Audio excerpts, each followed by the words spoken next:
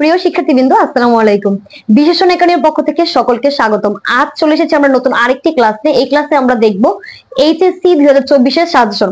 তোমরা দেখতে পাচ্ছ আমি বোর্ডে কিছু টপিক লিখে রেখেছি। চলো এগুলো সম্পর্কে আগে একটু বিস্তারিত জানি। প্রথমে হচ্ছে আমাদের এইচএসসি 2024, এটার হচ্ছে শর্ট সিলেবাস এক্সাম হবে। আর এখানে 5টি হচ্ছে চ্যাপ্টার আছে। আমাদের আইসিটি তে চ্যাপ্টার আছে 5টি, মানে হচ্ছে 1 থেকে 5 অবধি। ষষ্ঠ যে অধ্যায়টা ছিল এটা হচ্ছে বাদ দেওয়া হয়েছে। তো যেহেতু বাদ, এটা তো বাদই, এটার উপরে তো এক্সাম হবে না, তো এটার হচ্ছে সাজেশন আমি হচ্ছে দেইনি। তোমাদের হচ্ছে 5টা অধ্যায়ের উপর সাজেশন হবে। তোমরা দেখতে পাচ্ছ আমি বোর্ডে হচ্ছে 2টি অধ্যায় সম্পর্কে আগে লিখেছি। আমি পুরো 5টি দিব, আগে হচ্ছে 2টি সম্পর্কে আমি আলোচনা করব। প্রথমেই চলে যাচ্ছে আমরা প্রথম অধ্যায়। প্রথম অধ্যায়টি হচ্ছে আমি যেই টপিকগুলো সিলেক্ট করেছি সেগুলোর মধ্যে রয়েছে virtual reality, cryosurgery, biometrics, nano technology, genetic engineering, robotics, bio informatics, আইসিটির প্রভাব। এই যে টপিকগুলো, এখান থেকে আমাদের প্রথম অধ্যায় থেকে হচ্ছে একটি সৃজনশীল আসবে, দ্বিতীয় অধ্যায় থেকে আসবে হচ্ছে 2টি। আর এই একটি সৃজনশীল যারা হচ্ছে ভালো হচ্ছে তোমরা প্রোগ্রামিংটা ভালো পারো না, তারা হচ্ছে প্রথম অধ্যায়টাকে ধরে রাখতে পারো একটি সৃজনশীলের জন্য। আর এইখানের মধ্যে যে আমি টপিকগুলো লিখেছি এর মধ্যে 4টি টপিক হচ্ছে মোস্ট ইম্পর্টেন্ট। সেই 4টি হচ্ছে virtual reality, cryosurgery, bio informatics এবং ন্যানো টেকনোলজি।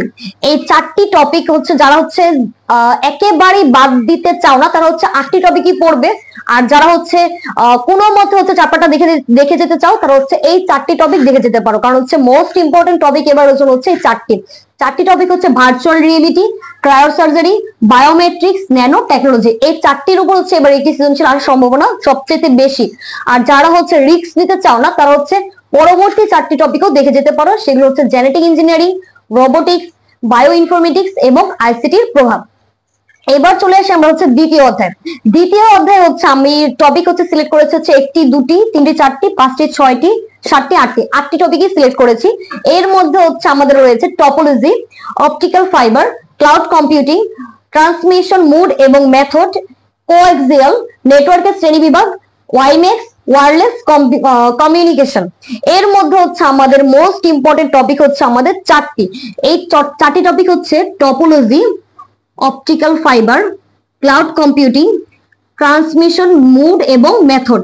তোমরা সবাই জানো এবার হচ্ছে দ্বিতীয় অধ্যায় থেকে 2টি সৃজনশীল আসবে, সেহেতু হচ্ছে প্রথম যে 4টি টপিক আছে ওই 4টি থেকে একটি সৃজনশীল আসার সম্ভাবনা পুরোপুরি 99%।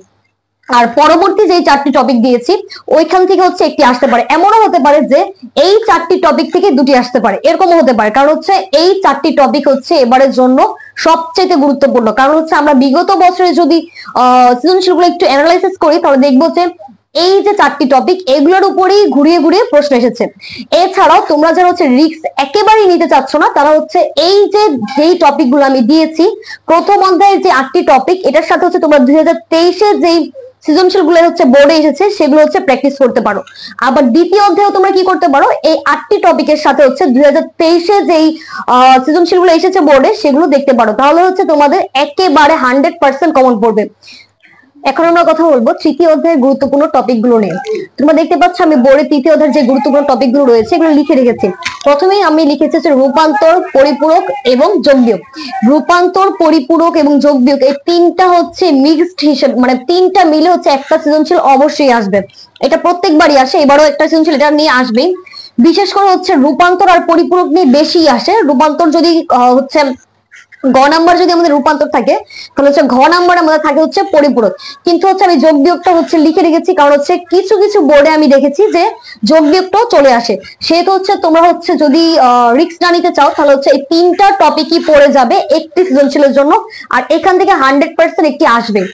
এরপর হচ্ছে সত্যক সারণী দেওয়া থাকবে, সেই সারণী থেকে হচ্ছে সমীকরণ নির্ণয় করতে হবে। আর ওই সমীকরণের হচ্ছে সমাধান করতে বলে, এবং সমাধানের পর লেখা থাকে যে সমীকরণ থেকে যে সমাধানটা বের হবে ওইটাকে নরে বা ন্যান্ডে প্রকাশ করো। এটা মাঝে মধ্যে আমাদের প্রশ্নের মধ্যে লেখা থাকে, বিশেষ করে হচ্ছে ঘ নাম্বারে যে একটা সারণী দেওয়া থাকে, সারণী থেকে হচ্ছে সমীকরণ নির্ণয় করতে বলে, এরপর হচ্ছে সমাধান করার পর নর বা ন্যান্ডে প্রকাশ করতে বলে।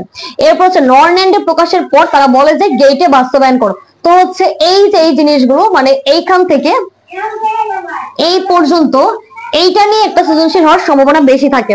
একটা সত্যক সারণী বেশিরভাগ সময় দেওয়া থাকে, ওইখান থেকে সমীকরণ থেকে হচ্ছে সমাধান থেকে নর ন্যান্ডে প্রকাশ। এখন মাঝে মধ্যে হচ্ছে আমাদের হাফ এডার থেকে ফুল এডারে বাস্তবায়নটাও চলে আসে ঘ নাম্বারে।